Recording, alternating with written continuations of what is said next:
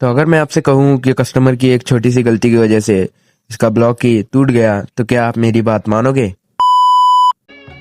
अस्सलाम वालेकुम भाई लोग, स्वागत है आप सबका आज के एक और प्यारे से मिनी व्लॉग में। आज के दिन की शुरुआत होती है सुबह उठ के रेडी शेडी होके मिरर में थोड़ा बहुत फ्लेक्स कर रहा था। मिरर में थोड़ा बहुत फ्लेक्स करके वहां से चले गए थे फिर वर्कशॉप की तरफ। वर्कशॉप जाने के बाद आई थी अपने पास एक ओमनी वैन, जिसका करने थे अपने को ब्रेकफास्ट चेंज। उसके ब्रेकफास्ट वगैरह चेंज करने लग गए बिल्लू मिस्त्री और अपना एक भाई। तो और इसके बाद आई थी अपने पास एक कैरी का अपन ने निकाला था वही सीएनजी टैंक इसलिए निकाला था क्योंकि इसका करना था अपने को हाइड्रो टेस्ट वगैरह करके उसको वापस से इंस्टॉल करने लग गए थे। इंस्टॉल वगैरह करके उसका भी काम कर दिया कंप्लीट। उसके बाद आई थी एक अल्टो K10, जिसका अपने को करना था हैंड ब्रेक्स की वायर चेंज करने लग गए अपना भाई और बिल्लू मिस्त्री। वो सबको निपटा के वहां से चले गए। फिर अपन जोहर की नमाज का टाइम हो गया था तो चले गए फिर जोहर की नमाज अदा करने मस्जिद की तरफ। मस्जिद पहुंच के जोहर की नमाज अदा करके आ गए थे फिर घर वापस।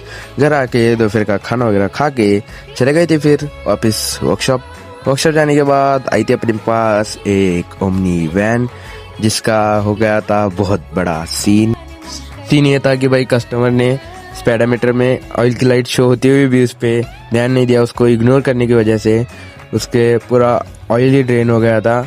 ऑयल ही नहीं था वो इसमें इसके इंजन में।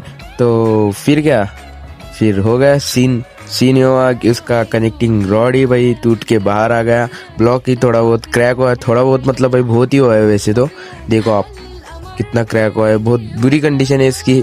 तो अभी इसको कुछ नहीं करना पड़ेगा, सीरीज चेंज ही कर देंगे भाई, पुराने वाले के साथ रिप्लेसमेंट कर देंगे पुराना वाला लाके।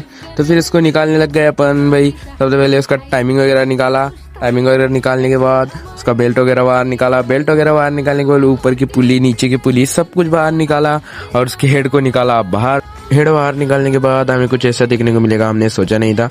उसके 2 नंबर की पिस्टन की कंडीशन एक बार देख लो, क्या ही कंडीशन है भाई, बहुत खराब कंडीशन हो गई थी इसकी।